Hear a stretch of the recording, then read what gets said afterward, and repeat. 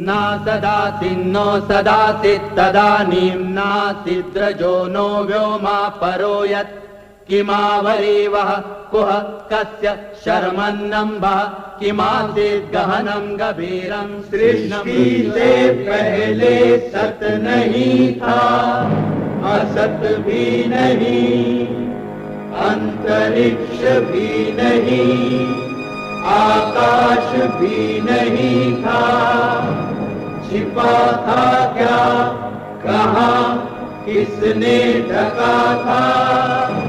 उस पल तो अगम अतल जल भी कहाँ था।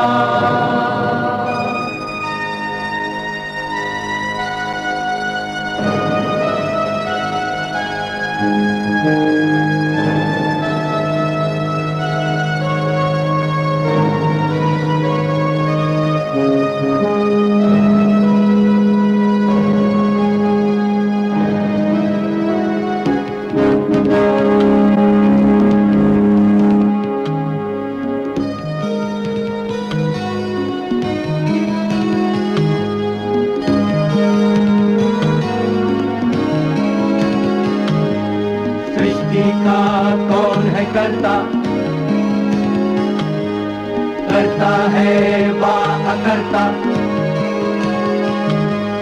ऊंचे आकाश में रहता, सदा अध्यक्ष बना रहता, वही सचमुच में जानता या नहीं भी जानता है, किसी को नहीं पता, नहीं पता, नहीं है पता, नहीं है पता।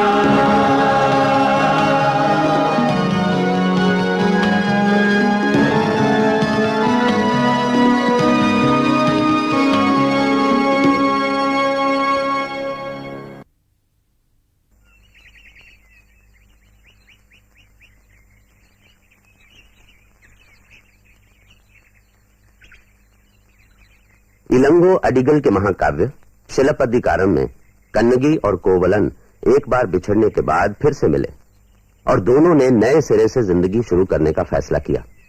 वो पुहार शहर को छोड़कर मदुरई की ओर निकल पड़े। उनकी एकमात्र पूंजी थी कन्नगी के रत्न जड़े सुहाग के नुपुर। शिक्षाओं का उदाहरण दिया।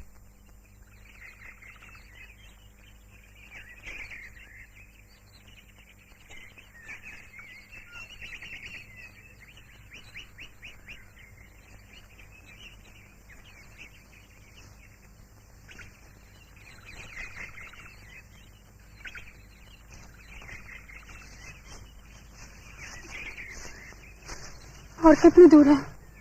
बस आ ही गया समझो, 150 कोस और हैं। क्या कहा था, यात्रा बड़ी कठिन होगी। थोड़ा विश्राम कर ले।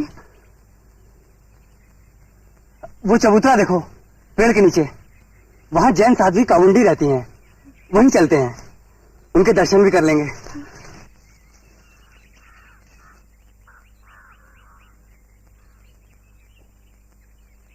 नमस्कारम अम्मा। सुखी रहो, सत्य पथ पर चलो। आपकी आज्ञा हो तो हम थोड़ी देर यहाँ विश्राम कर लें। अवश्य, आओ।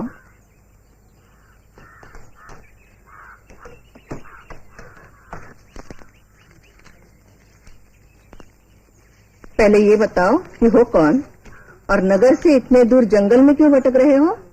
मेरा नाम कोवलन है और ये है मेरी पत्नी कन्नगी। पुहार से आए हो? हाँ। जा कहाँ रहे हो? मदुरै। पता है यहाँ से 150 कोस दूर है। जी पता है। देखो तो इसकी पांव की दशा, ये कोमलांगी चल सकेगी वहां तक? चलना ही होगा, और कोई चारा भी तो नहीं। ऐसी दशा ही क्यों होने दी इसकी? अच्छे घर आने के लगते हो, इतनी दूर क्यों जा रहे हो सब छोड़कर? अपने ही दुष्कर्मों के कारण। इस बेचारी का कोई दोष नहीं, मैं ही बुरी राह पर चल पड़ा था, सब कुछ लुटा बैठा। अब मदुरै जाकर ही कुछ करूंगा।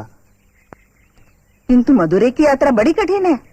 पथरीले राह, घने जंगल, पहाड़ों की चढ़ाई, पार कर सकोगे सब? अपनी पत्नी की दशा तो देखो। आपके आशीर्वाद से पार कर लेंगे, पहुंचेंगे किसी तरह से। अब प्रण कर लिया है तो पहुंच ही जाओगे। मेरी भी बड़ी इच्छा थी मदुरै जाने की, संत महात्माओं के दर्शन के लिए। मैं भी तुम्हारे साथ चलूं? ये तो वरदान होगा हमारे लिए। आप हमारे साथ चलेंगी तो मुझे इसकी चिंता नहीं रहेगी। किंतु पथरीली राह तो पथरीली रहेंगी। नहीं रहेंगे, आप चलिए तो अब मुझे किसी बात का डर नहीं रहेगा। बस बस, बाकी बातें राह में कर लेना, बहुत लंबी यात्रा है। चलो देर ना करो, चलो।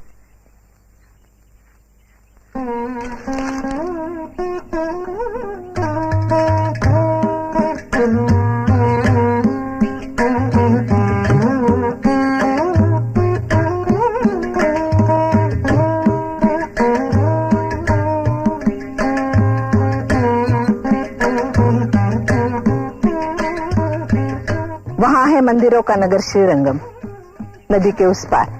नदी पार कर लेंगे, वहां विश्राम करेंगे। चलो।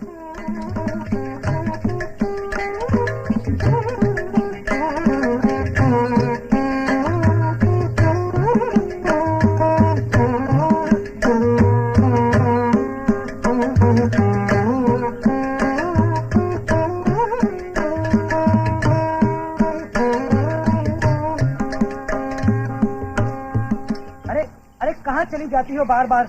यहाँ आओ मेरे पास।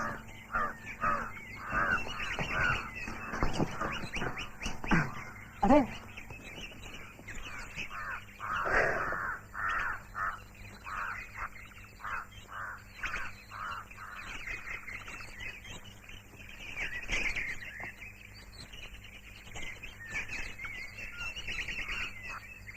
भाग्यवान हो।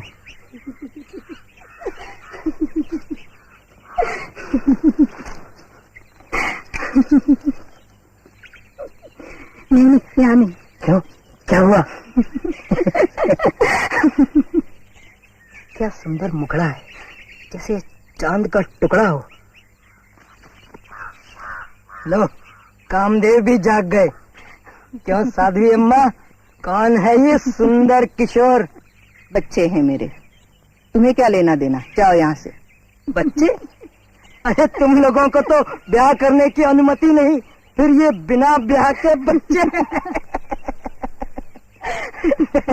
अगर ये तुम्हारे बच्चे हैं तो ये मेरी बहन है। सुना नहीं? चले जाओ, विश्राम करने दो इन्हें। अच्छा अच्छा, करो, पूरा विश्राम करो। लेकिन ये तो बता दो कि भाई बहन में ब्याह। अरे नीच अधम, जैसा मैला मन वैसी मैली वाणी। समझाने पर भी माना नहीं तो ले, तुझे दंड मिलेगा। तुम दोनों सियार बनकर जंगल जंगल हुआ करते फिरोगे। जाओ।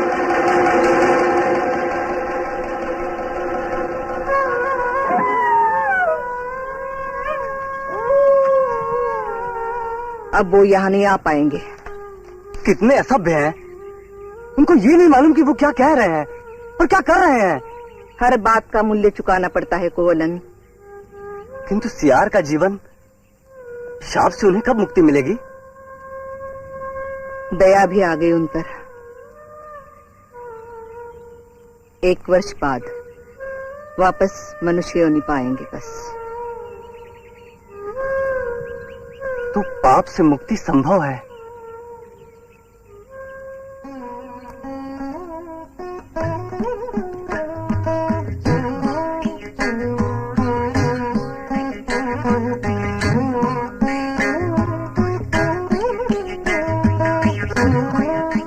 कोवलन थोड़ा दिशाभ्रम हो गया है, पता नहीं ये मार्ग है या वो। अम्मा, आगे किसी गांव में पूछते हैं। ओ पंडित जी, जरा सुनिए। पंडित जी सुनिए। आओ सती आओ। कहाँ चल दी?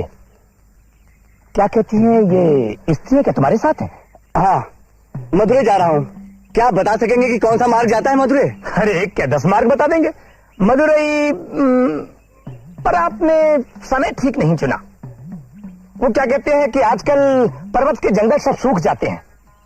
बिना छाया पथरीले मार्गों पर चलना बड़ा दुखी करता है, और पत्थर भी ऐसे नुकीले कि चलते चलते दादा दादी याद आ जाए। बड़े बड़े पर्वत पार करना, नक्तशाओं से जूझना, गहरी गहरी नदियां पार करना, तब जाकर कहीं पहुंचोगे कौडंबई, और वहां से फूटते हैं 3 मार्ग। अगर दाईं तरफ का मार्ग पकड़ा तो तपते झलसते जंगल मिलेंगे, पानी की खोज में भटकते हुए हिरन मिलेंगे, बर्बर शिकारियों के खेमे मिलेंगे। उसके आगे चलते जाओ चलते जाओ चलते जाओ, तब कहीं जाकर पहुंचोगे पांड्या के पवित्र पर्वत तिरुमले, समझे? और पर्वत का अगर बायां मार्ग पकड़ा तो वो क्या कहते हैं, सीधे मदुरई। और जो अगर पकड़ा बायां मार्ग तो नीचे के मैदानों को पार करने के बाद वो क्या कहते हैं, पता नहीं क्या कहते हैं। हाँ, भगवान विष्णु का पर्वत मिलेगा। उसके एक सिरे से दूसरे सिरे तक एक सुरंग है, बिल्कुल अंधेरी। अगर हिम्मत करके उसे पार कर गई तो उसके अंत में 3 बड़े ही विचित्र सरोवर मिलेंगे। पहले सरोवर में डुबकी लगाई तो स्वर्ग में बोले जाने वाली देवताओं की भाषा का ज्ञान हो जाएगा, और दूसरे में डुबकी लगाई तो अपने पिछले कर्मों का लेखा जोखा सामने, और तीसरे का नाम है कामना पूर्ति। डुबकी लगाई और जो चाहोगे वही मिलेगा तुरंत। देखा, जो जीवन भर की तप और साधना से दुर्लभ है वो इस रास्ते से कितना सरल है, क्या कहते हैं, उसे पाना।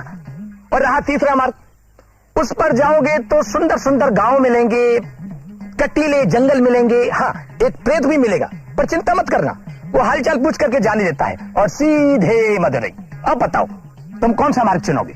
ब्रह्मात्मा, प्रवचन के लिए बहुत बहुत धन्यवाद। सुरंग से गुजरकर अपने ठिकाने पहुंचने की हमारी इच्छा नहीं है, और पूर्व जन्मों के कर्मों का आभास हमें इस जन्म के कर्मों से हो जाता है।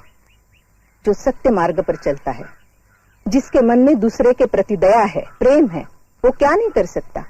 आप अपनी राह जाइए, हम अपना मार्ग चुन लेंगे। वो क्या कहते हैं कि जैसी हरि की इच्छा।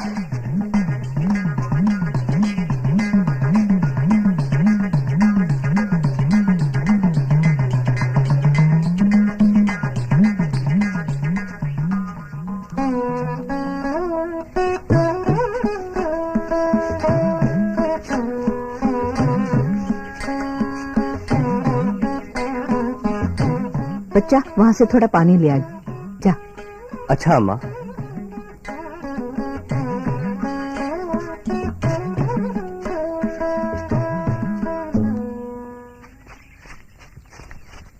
नमस्कार स्वामी, बड़े कष्टों के बाद आपको खोज पाई हूँ।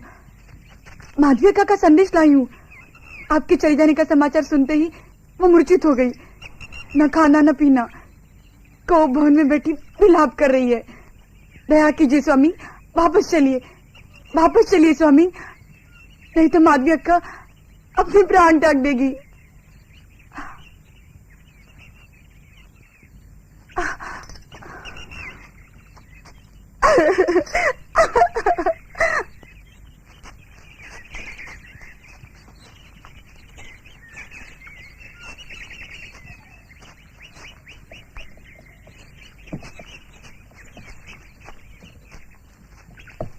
पानी अम्मा। कन्नकी, पानी पी ले बेटा। तुम्हें क्या हो गया? किसी बागचीते ने दौड़ा लिया क्या? अम्मा, जंगल में बहुत अप्सराएं हैं, उनसे बचकर चला रहा हूँ। अप्सराएं? हाँ अम्मा, ये मंदिर। आंखें टको की देवी आई का नगाड़े सुन रहे हो? हाँ, वो लोग यहाँ पहुँचने से पहले हमें यहाँ से निकल जाना चाहिए। अरे नहीं, वो असभ्य अवश्य है, लेकिन हमें कुछ नहीं कहेंगे, डरो नहीं।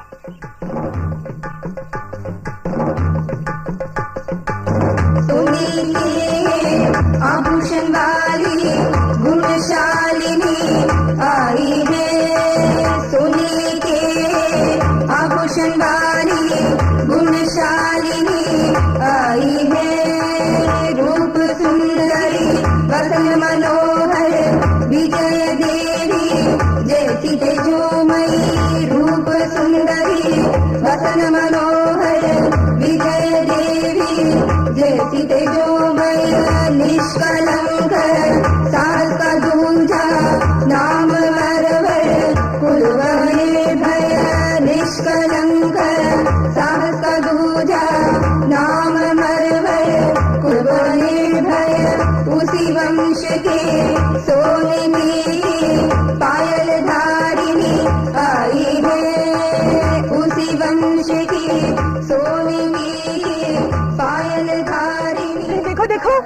की राजकुमारी आई, गंगनाड़ की राजकुमारी, दक्षिण तमिलनाडु की महारानी, महान साध्वी राजकुमारी थी। जय। सोने के आभूषण वाली गुणशालिनी आई है। उग्र जनार्दन मरहर कौन है, राजकुमारी आई है। उग्र जनार्दन मरहर कौन है, राजकुमारी आई है। सोने के आभूषण वाली गुणशालिनी आई है। सोने के आभूषण वाली गुणशालिनी आई है। सोने के आभूषण वाली गुणशालिनी आई है। सोने के आभूषण वाली गुणशालिनी। राजकुमारी जी, कैसा लग रहा है? अम्मा, कन्नगी अब और धूप नहीं सह पाएगी, तो हम रात में ही यात्रा करें। सुना है पांड्या राज्य में रात में भी जंगल की यात्रा सुरक्षित है। ठीक है, ऐसा ही करते। अच्छा, रात में यात्रा के समय हमें हाथी, शेर, भालू सब मिल सकते हैं और तरह तरह के जानवर। तो तुम डरना नहीं है, वो अपनी राह चले जाएंगे और हम अपनी राह चलते रहेंगे।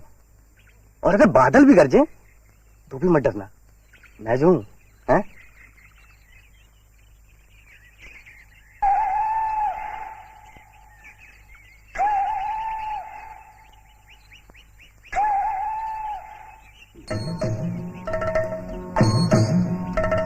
जय जय शिवसुत मुरुगन, तेरी लीला अपरंपार। जय जय शिवसुत मुरुगन, तेरी लीला अपरंपार। असुरों के वध से है मुरुगन, लाल हुई धरती है मुरुगन, लाल हुई धरती है। जय जय शिवसुत मुरुगन, तेरी लीला अपरंपार। जय जय शिवसुत मुरुगन।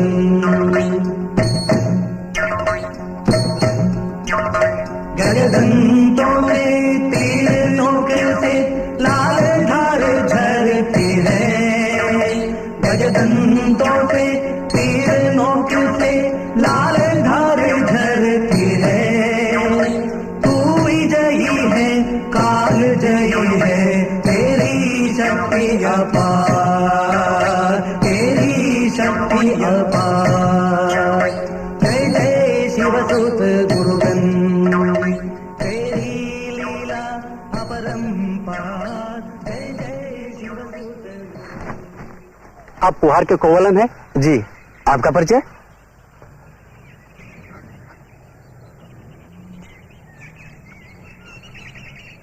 मैं भी पुहार का हूँ। मेरा नाम कौशिकन है। बहुत दिनों से आपको खोज रहा हूँ। मुझे? हाँ। क्यों? आपके माता पिता बहुत दुखी है। आपके इस तरह चले जाने का उनको कुछ कारण तक पता नहीं। और माधवी, अगर माधवी ने आपको भेजा है तो आपने बेकार तकलीफ की। मैं पुहार वापस जाने वाला नहीं। एक पत्र तो पढ़ लीजिए। मेरे देवता को दासी माधवी का प्रणाम। प्राणनाथ, दासी बहुत दंड भोग चुकी, अब तो क्षमा कर दीजिए। ऐसा भी मैंने क्या अपराध किया था कि सहसा अपने नगर ही छोड़ दिया, अपने पूज्य माता पिता को भी नहीं बताया। ऐसा क्यों किया?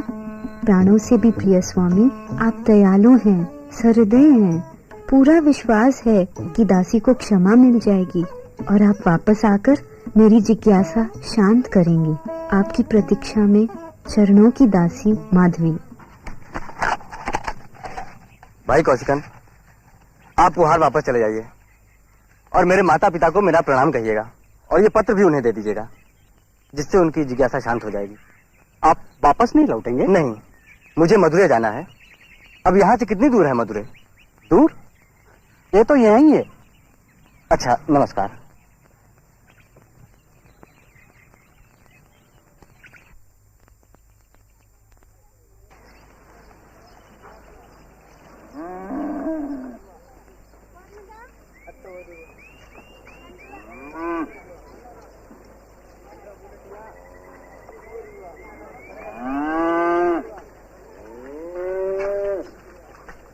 पधारो अम्मा। थकी हो, विश्राम करो।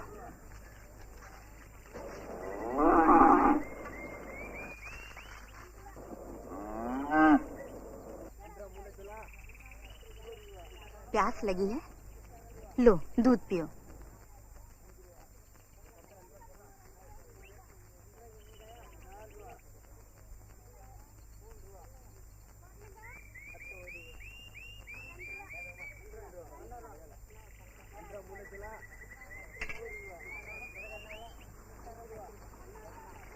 क्या नाम है तुम्हारा?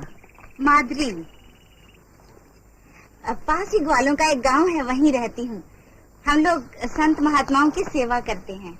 बड़े पुण्य का काम है। और दूध लेंगी? नहीं, बहुत पी लिया। अच्छा, तो अब मैं चलती हूँ। और भी कई मुनियों की सेवा करनी है। हाँ।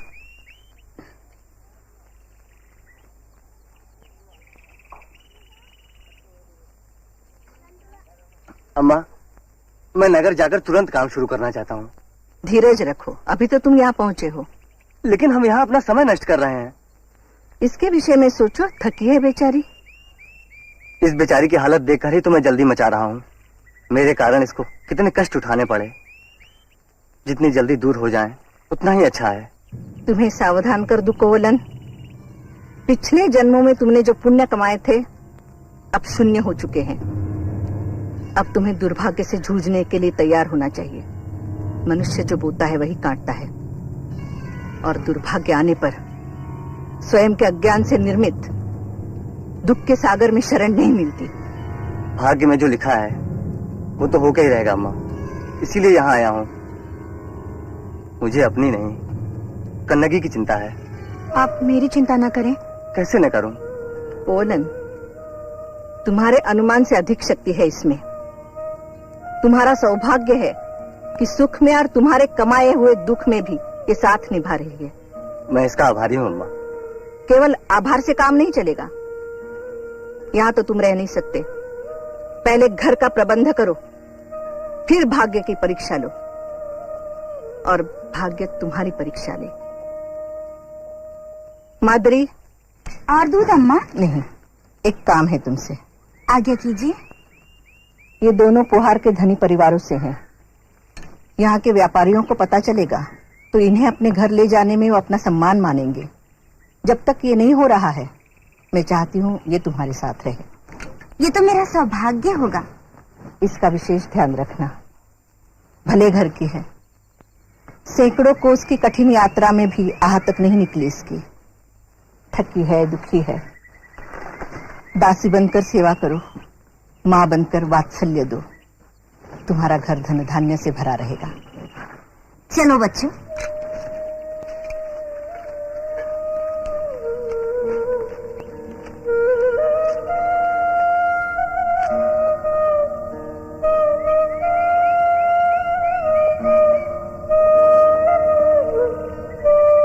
अब कहने को कुछ भी शेष नहीं है।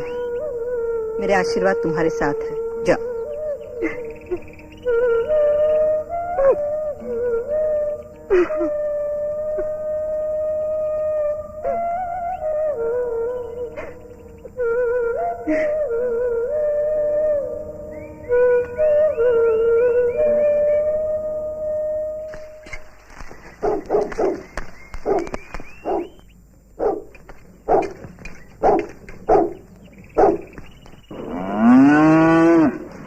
हयाई, इधर आ। ये मेरी बेटी है, तुम्हारे साथ रहेगी, तुम्हारी सेवा करेगी। इसे अपना ही घर समझो और जब तक जी चाहे रहो। हम आपके बहुत आभारी हैं। आओ आका।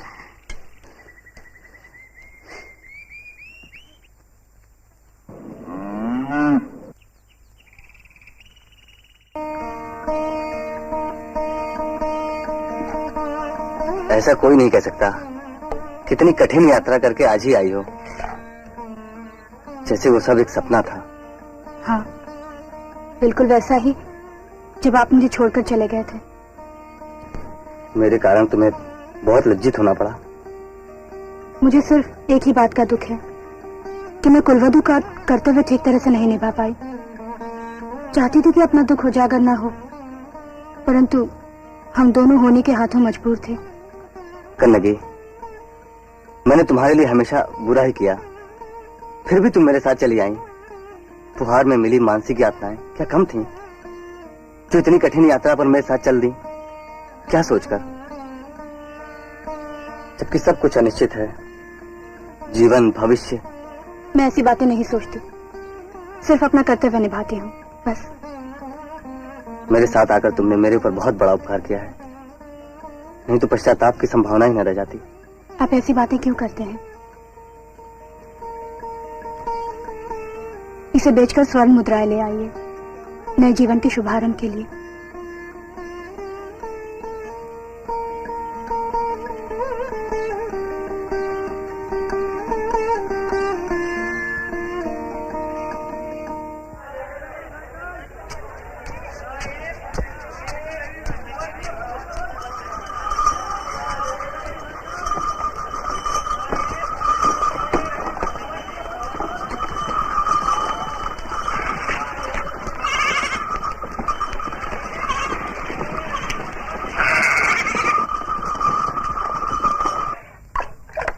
कुछ बताइए अपने घर के बारे में।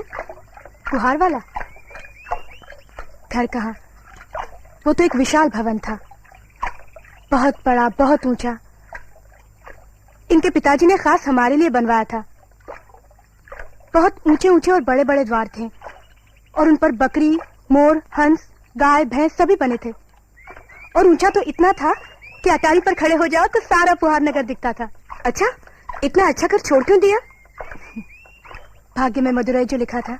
हमारा मदुरई भी बहुत अच्छा है, बहुत बड़ा, बहुत सुंदर। हमारे राजा के न्याय की चर्चा तो दूर दूर तक है।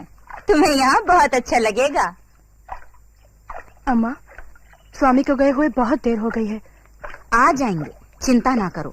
नगर देखने गए हैं, थोड़ा समय तो लगेगा ही।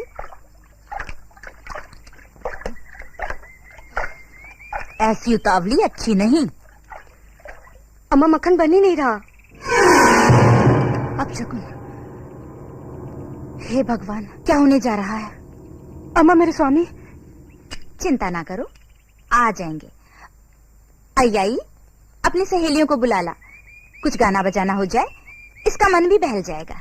अच्छा, मैं अभी बुलाती हूँ, फिर बाद में मुकर मत जाना। बस काम ना करना पड़े। चल कन्नगी, तू मेरे साथ चल।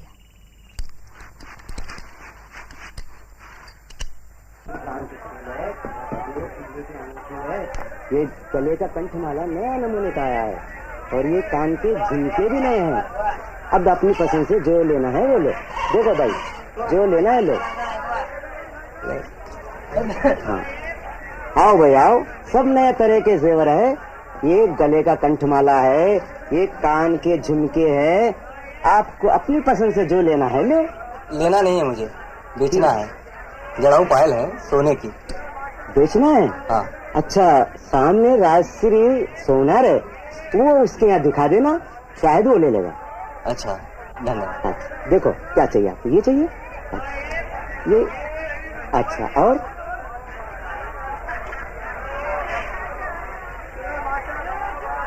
क्या चाहिए? पायल बेचनी है। जाओ जाओ, कहीं और जाओ। कुछ खरीदना है तो बोलो। अरे सेठ, देख तो लो, रानियों के पहनने योग्य पायल है। अच्छा, बातें तो बड़ी लंबी चौड़ी करता है। लाओ दिखाओ।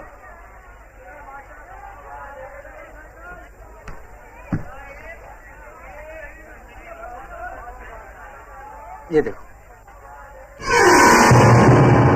अरे ये तो बिल्कुल वही। चुप रहे, बीच में बोलता है। चल अपना काम कर।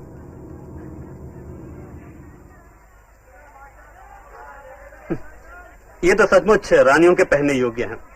मैं महाराज से बात करूंगा, चाहेंगे तो महाराज अपनी रानी को उपहार देंगे। वैसे भी मैं महाराज से मिलने ही जाने वाला हूँ। तुम वहां रुक जाना, मैं अभी आता हूँ। जल्दी आइए। हाँ, बस अभी गया और आया। अच्छा, नमस्कार।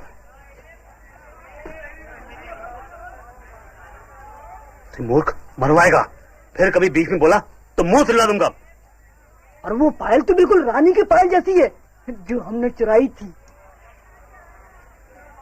अब क्या करें? महाराज के सर पर शक का जो भूत सवार है उसे जो उतारना है, बस मैं अभी आया।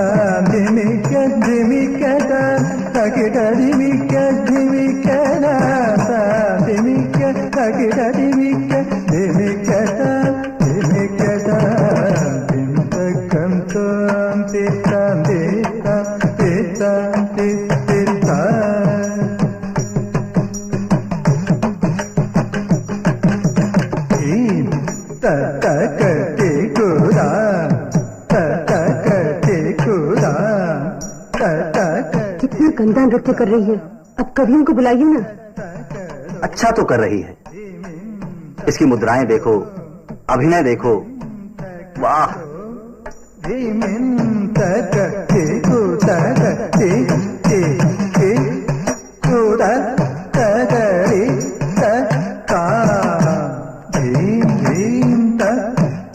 मुझे तो कुछ भी अच्छा नहीं लग रहा। तुम्हें शास्त्रीय नृत्य की समझ नहीं है, फिर भी नृत्य पूरा होने तक रुको।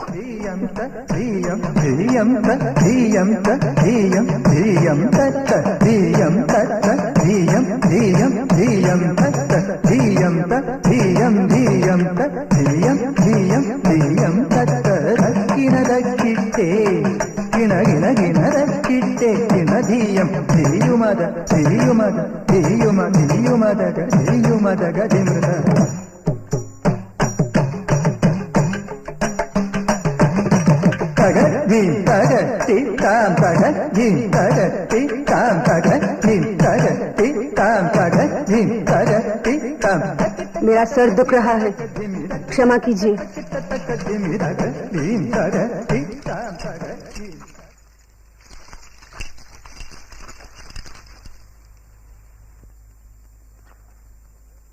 तुम नृत्य जारी रखो। नहीं, फिर कभी। महाराज, राजसी स्वर्णकार आपके दर्शन करना चाहते हैं।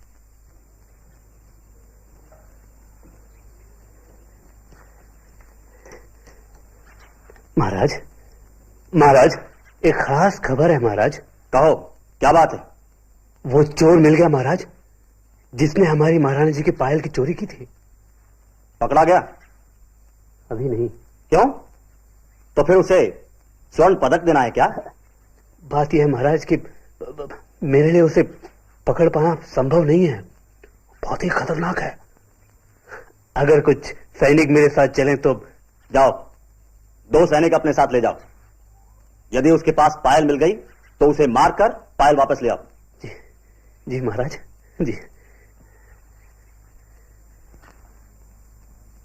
पायल मिलने से रानी को बहुत खुशी होगी।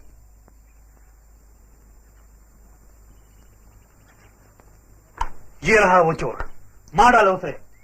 सूरत से तो ये चोर लुटेरा लगता नहीं। क्यों? चोर के सींग लगे होते हैं क्या? मैं जानता हूं ये चोर है। हमने मार दिया और इसके पास पायल न निकली तो? पायल उसकी थैली में है, अपनी आंखों से देख चुका हूं। मैं सोचता हूं इसे जगा लेना चाहिए। क्यों? जगाने की क्या जरूरत है? अरे आप आ गए। थका हुआ था इसलिए थोड़ी नींद लग गई थी। क्या कहा महाराज ने? इन लोगों को भेजा है। चलो दिखा दो अब। हाँ, ये देखिए, महारानियों के पहनने योग्य पायल है। अब तो तसल्ली हो गई। ये वही पायल है जो मैंने महारानी के लिए बनाई थी, और चोर भी सामने है। चोर? मैं चोर नहीं हूँ। ये पायल मेरी पत्नी की अलग है। मैं चोर नहीं हूँ, ये मुझे बताना। मैं चोर नहीं हूँ, मुझे बताना। क्या हुआ महारानी?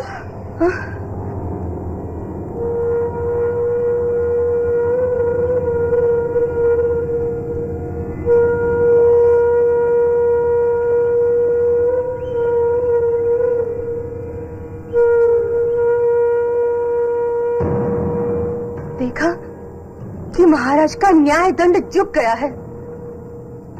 उनका छत्र दल दल में गिरकर डूबा जा रहा है।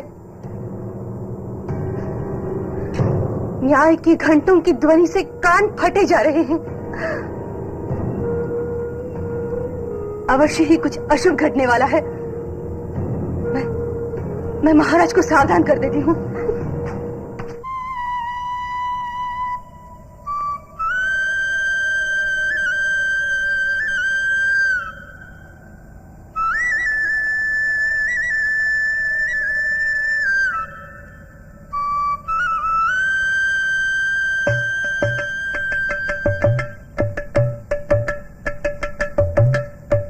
मायावन चलाए गुलेल हो,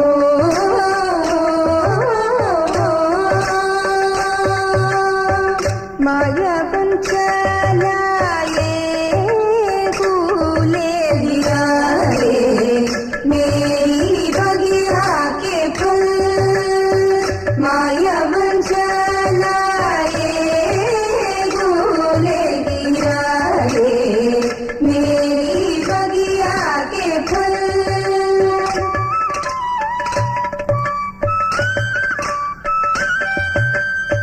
पर के न माने वो दाढ़िन गिराए, दाढ़िन गिराए, नींबू गिराए, अनानास गिराए, अनानास गिराए, छोड़ी न अंबिया के दल गिराए मेरी बगिया के फल।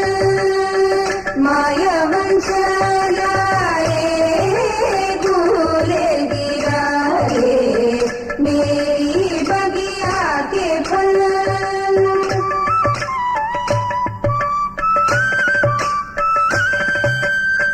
मायावन इधर आ रे, मायावन इधर आ रे, बंसी बजा जा रे, बंसी बजा जा रे।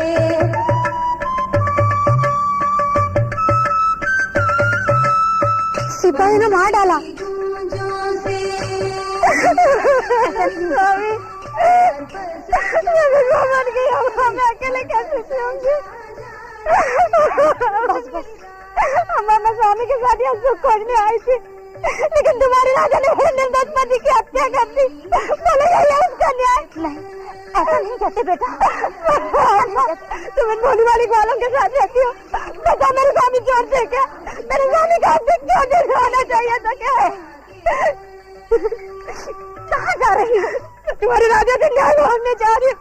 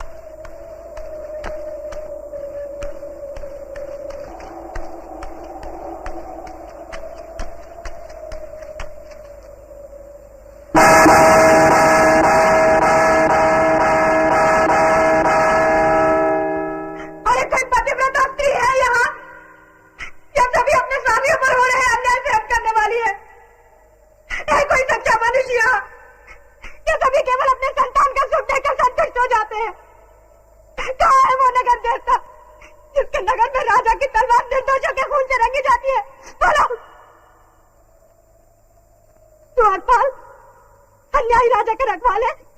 जाकर कह दो अपने राजा से कि प्लीज विधवा अपने पायल से उसके पापों का गला फोड़ने आई है। जाओ जाओ।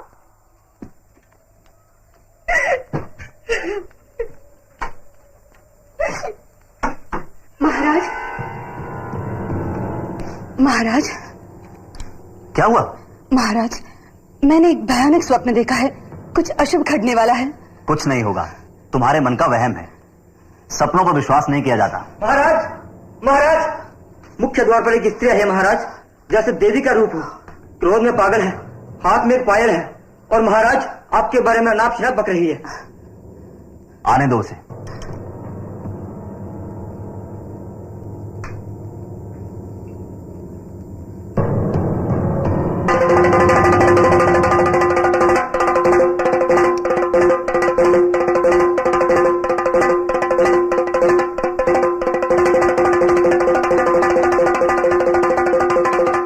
कौन हो तुम? क्या चाहती हो? न्याय चाहती हूँ तुझसे। न्याय ही मिलेगा। कहो क्या बात है? मैं हूँ कन्नगी, चोला राज्य की राजधानी पुहार की रहने वाली।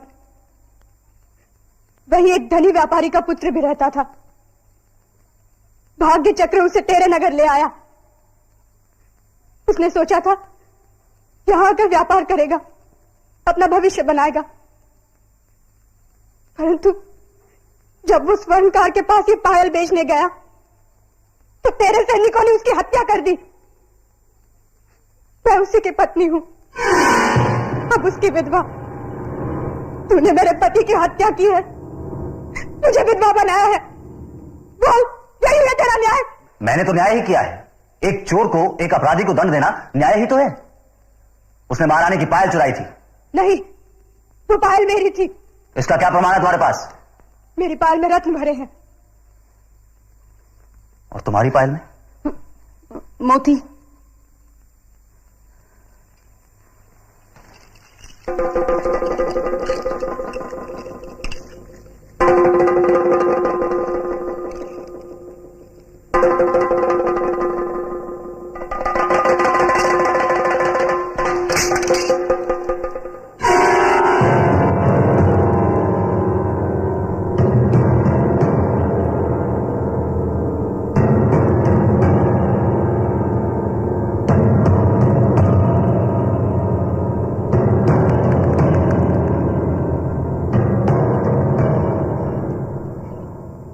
ये मेरे चोर होने का प्रमाण है। एक स्वर्णकार की बातों में आकर किसी निर्दोष की जीवन लीला समाप्त कर देना ठीक नहीं। पहली बार मैं राजा का कर्तव्य निभाने में असफल हुआ हूं। इसका मूल्य चुकाना होगा। मुझे अपने आप को मृत्युदंड देना होगा। नहीं, ऐसा ना करिए महाराज। हत्या के सिवा कोई दूसरा रास्ता नहीं है। सुना होगा, दिन में अनिष्ट करने वाले को दिन डूबने से पहले ही उसका मूल्य चुकाना पड़ता है। तुझे भी चुकाना होगा।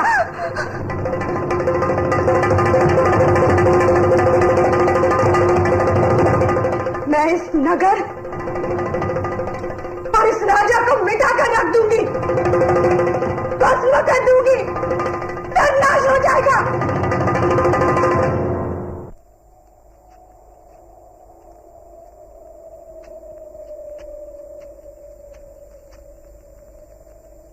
मदुराई नगर के निवासियों सुनो, स्वर्ग में बैठे देवताओं तुम भी सुनो।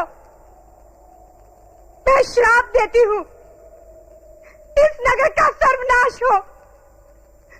तेरे निर्दोष पति की हत्या करने वाले राजा का भी सर्वनाश हो। सर्वनाश! भले मनुष्य, पतिव्रताओं, बच्चे, बूढ़े, अपंग और गुरुओं को छोड़कर शेष का सर्वनाश कर दो, भस्म कर दो, राख कर दो।